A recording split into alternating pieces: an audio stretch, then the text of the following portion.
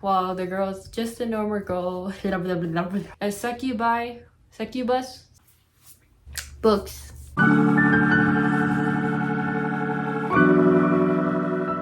Hi everyone, welcome back to the channel. My name is Leah and this is an ode to fiction. So today I'm gonna talk about the top 10 books so far in 2022. Let's go. I'm very excited about this video today. I have my notebook ready, listing all the books, and I have my water. Drink up for hydration, your reminder for today. We have a long list today, so sit up, be ready. Let's head on to the video. This list is in no particular order whatsoever. I love all of them. I wish I could include more in this list, but I'm gonna stick to 10 because 10 is a good number, right?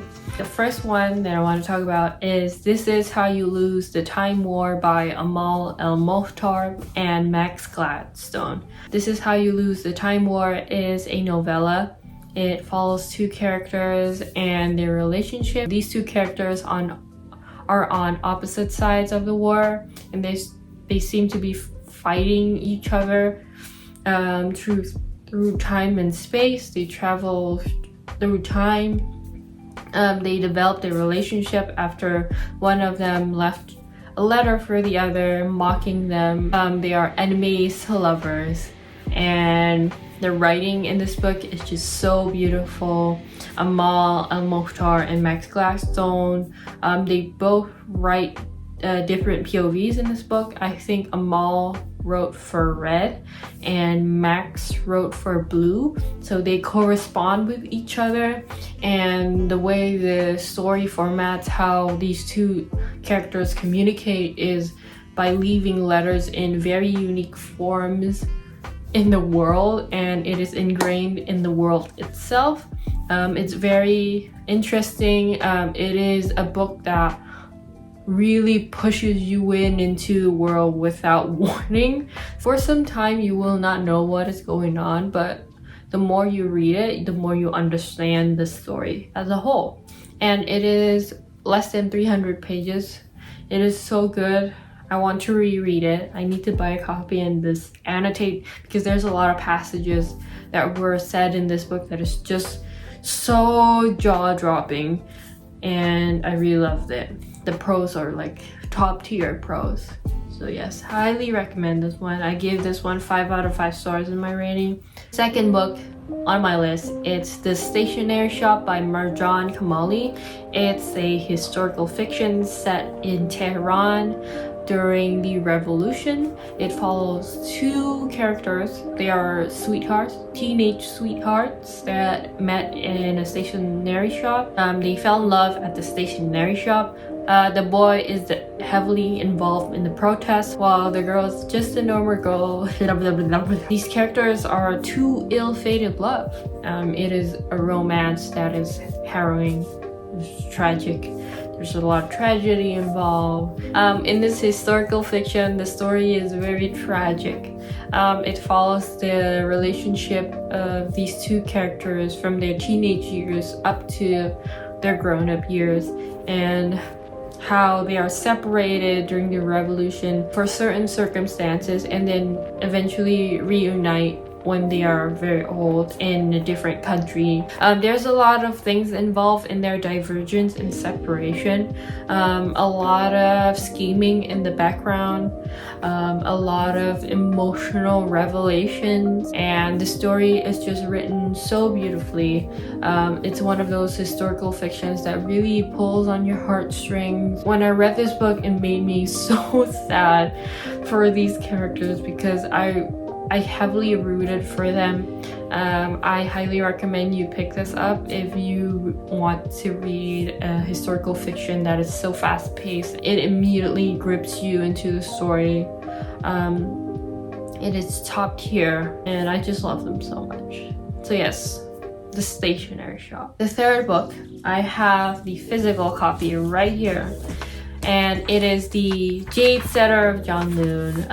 Some of you might not be surprised because this is one of my favorite books of this year. It is the prequel novella for the Greenbone Saga. You can definitely go into this book without reading the Greenbone Saga because it is a prequel following different characters, but you can see glimpses of the characters from Jade City, Jade War, and Jade Legacy. This story follows an apprentice for a jade setter, and he is caught up in a very bad situation where he needs to find the weapon that was stolen by someone.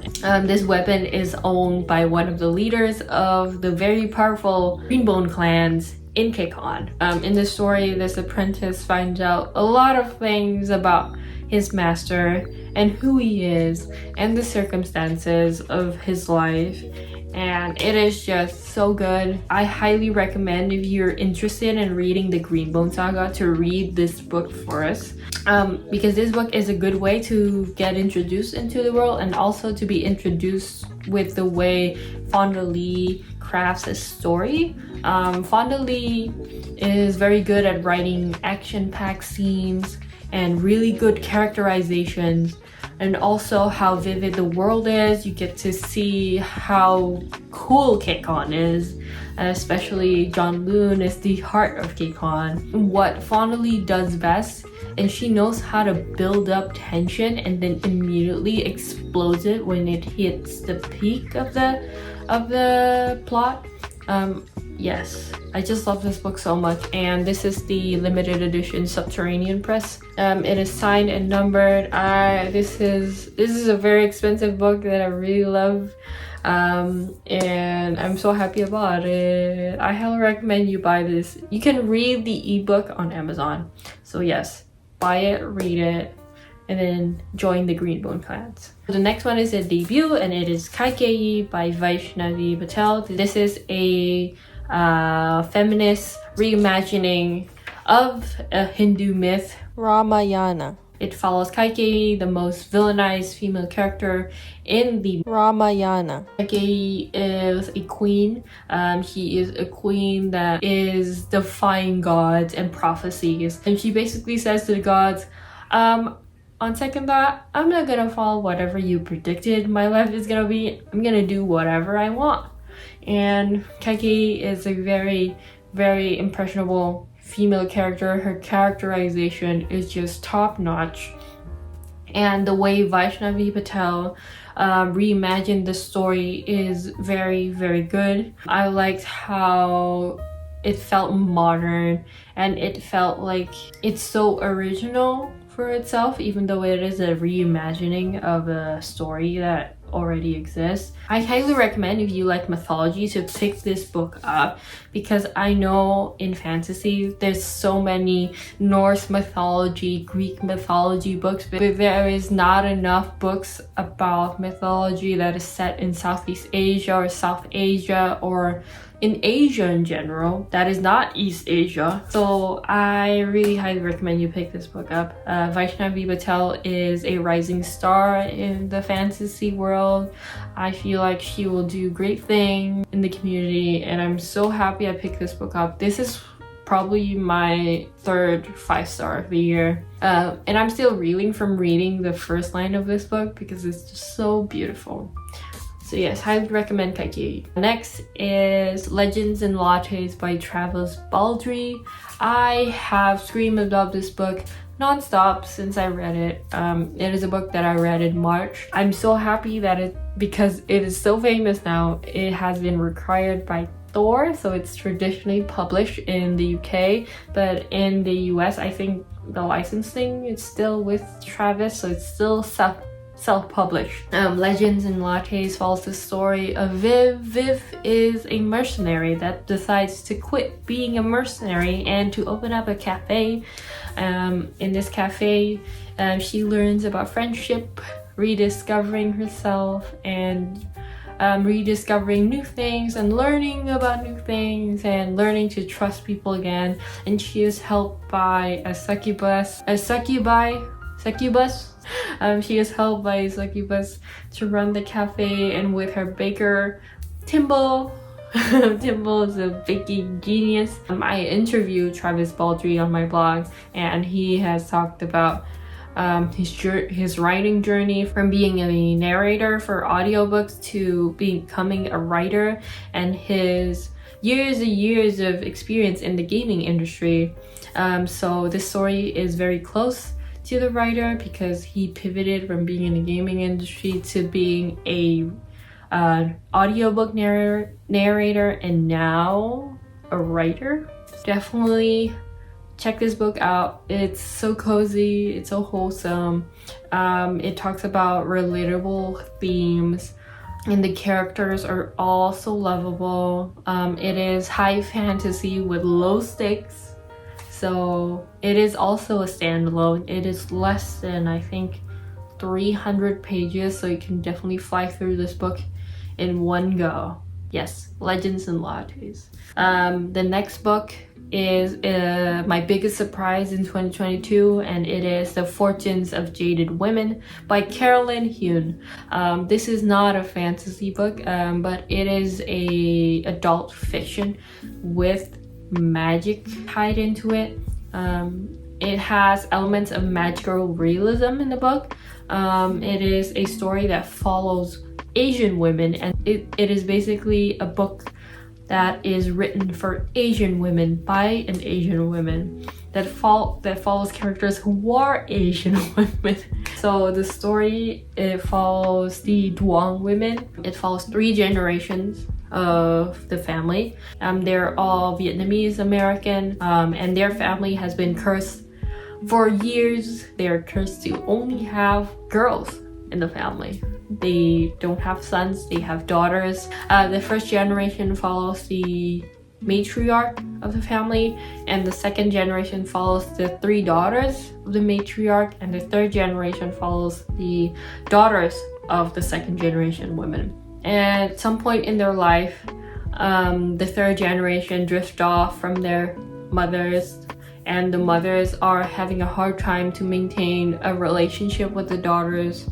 And in this story, they try to converge together again and become a family. The story really spoke to me as an Indonesian because I don't see enough books written about Southeast Asian women. So when I picked up this book, and it is a story about a mother and a daughter, and it's just like multiple generations of moms and daughters and their relationship, and how they go through a lot of hardships and how they overcome their grievances and their pain and trauma, and how they inflict each other with pain but also love each other with passion, and how they forgive each other, and they find solace in each other, and how they relate with each other. It's just so good, and I think this story will speak to more people that are like me.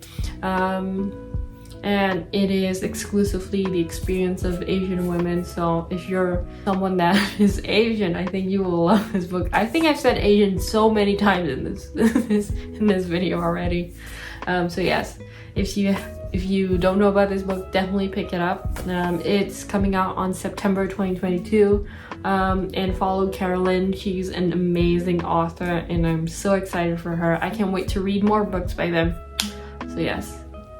Fortunes of Jaded Women. The next book is a sci-fi. It is by the author that I've loved since last year, and it is The Long Way Too Small Angry Planet by Becky Chambers. This is the first book to the Wayfarer series. The story follows a spaceship crew. They are some of the best people that I've read in literature because they are so nice, and their dynamics is so good. The story starts off from the perspective of Rosemary.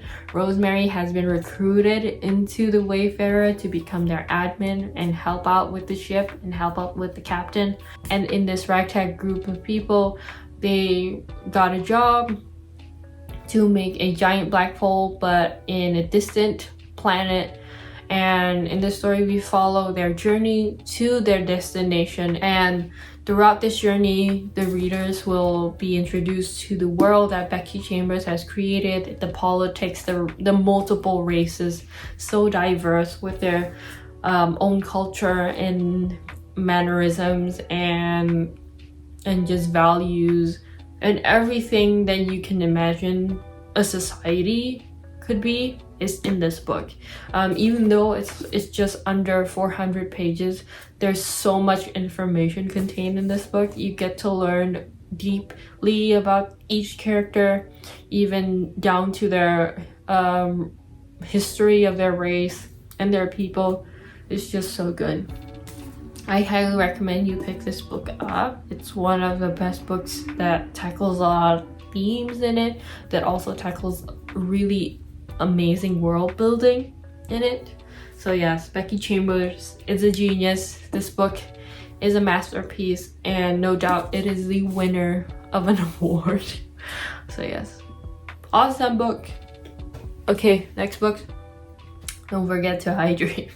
The next book that I will pick is another self-published book, and it is Dark Apprentice by Val Neal. This is the first book to the Fall of Magic series. This book follows two characters. One of them is an autistic, immortal wizard named Medea, and the other one is a psychopathic, kind of egotistical, but kind of, you feel bad for them, wizard, and his name is Nikolai. Medea and Nikolai met when Medea visited the shop where Nikolai was apprenticing at, and Nikolai was hating his old master because he felt like his progress was stagnant and he wasn't learning anything from him. So he decided that he wants to pivot to Medea, and he manipulates his way to get Medea to accept him as an apprentice, because Medea was denying him at first, because most of the apprentices that learned from Medea, they tried to kill her. So she's sick of it. She's like, no more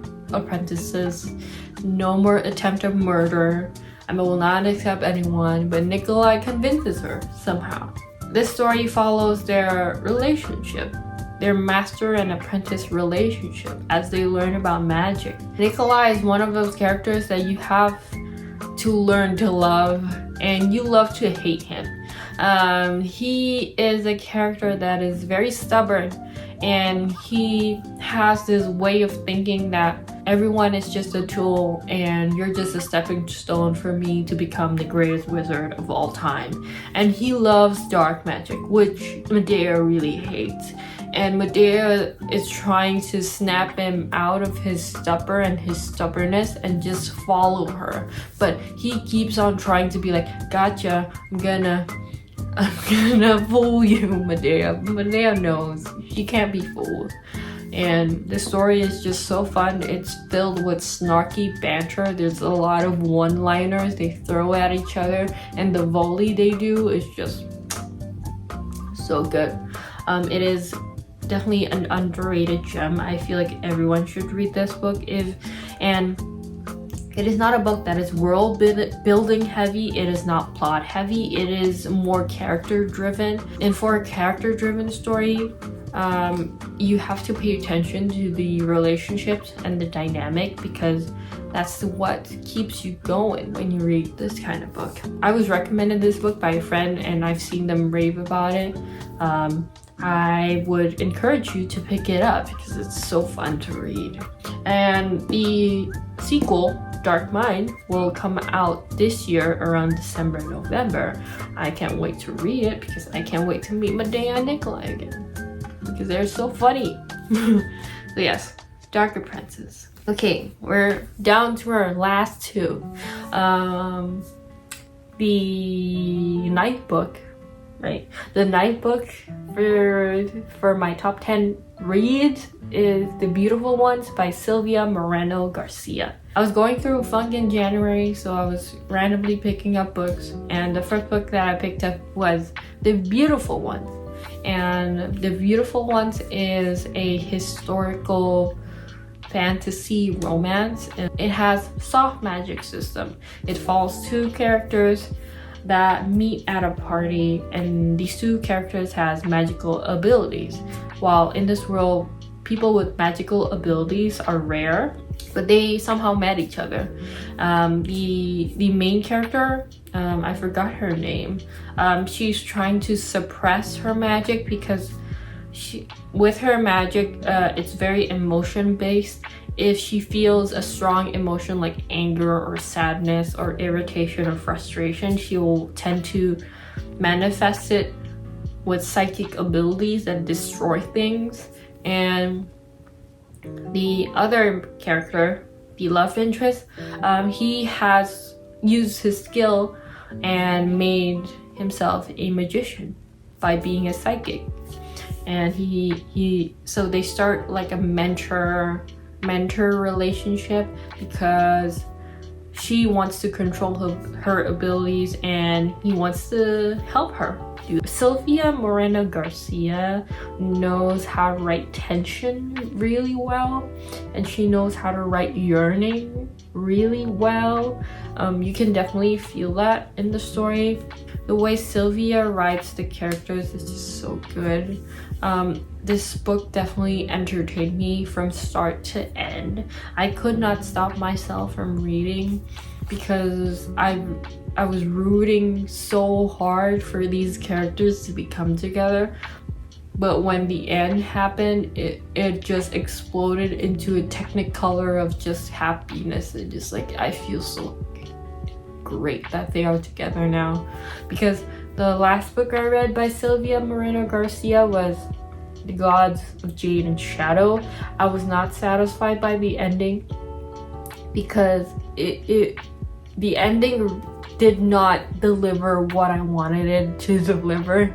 It did not meet my expectation at all, and The Beautiful Ones did. It gave me the ending that I wanted for Gods of Jade and Shadow, and it's just so good. And the way Sylvia uses magic in this book, the way she translates emotional scene through magic is just mind-boggling. It's just so explosive, literally explosive. That scene will stick in my mind forever because the height of emotion and the intense feelings that go through the character and just the manifestation of these feelings into the written page, you can literally feel it. You can feel the glass breaking everywhere.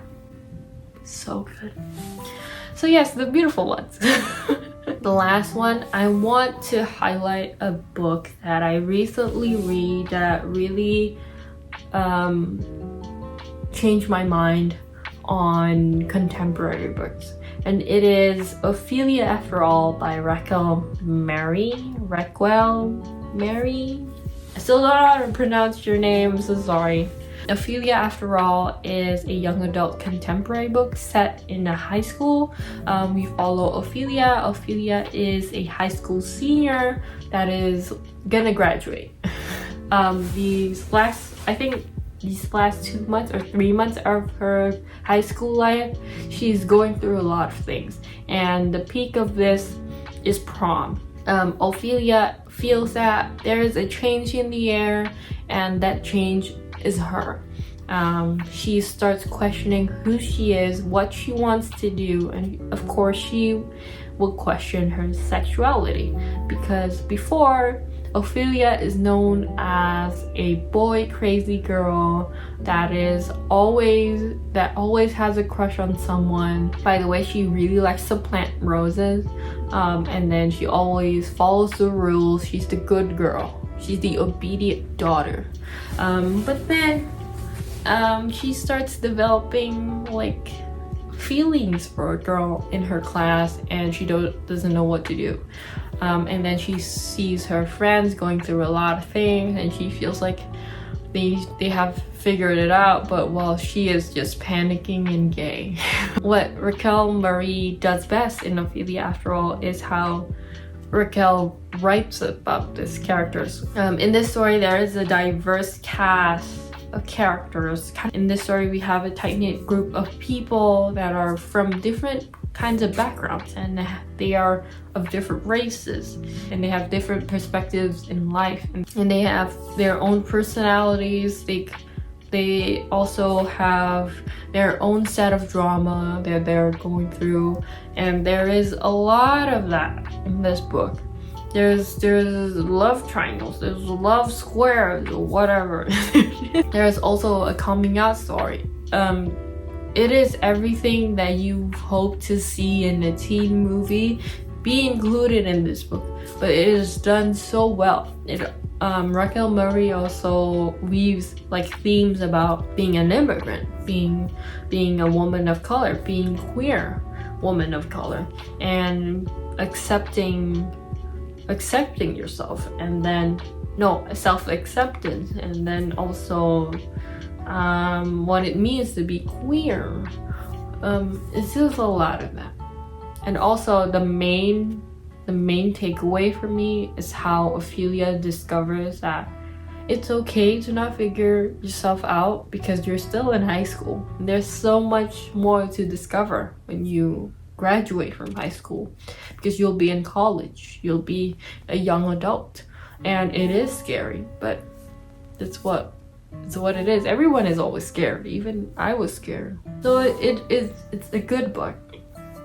It's a good coming of age story that doesn't emphasize on the romance, even though the character really emphasizes that he needs romance, when sometimes you need to romanticize yourself instead of like romanticize relationships, right? So yeah, Ophelia after all really delivered a lot of things that I really want to see in a young adult contemporary. It has layers, it has depth, it has characters that are not annoying. So I'm so happy I picked it up. A lot of people have been hyping up this book, but I haven't been seeing it on YouTube at all, and I think you should know. So I'm doing a good due diligence right here for you to pick this book up, because it's so good. Even for someone that doesn't read a lot of contemporary, this book really left an impression on me. Those are all the 10 books, my top 10 books of 2022 so far. This list might shift with the more books I read until December. I will update it by the end of the year. I hope you all will find like a recommendation from this list. I hope you pick up these books, because they are all amazing books that you need to read. We have contemporary, we have historical fiction, we have fantasy. I got everything for y'all. So yes, so follow me on my socials, follow my blog. I will link every book I've reviewed in this list in the description for everyone to read. If you want to see a written version of my reviews, you can follow me on Twitter, Instagram, follow my blog, anodetofiction.com. Stay tuned for more. I hope you come back here again with me, Julia. Books. I hope you enjoyed this video, and I'll see you again soon. Bye.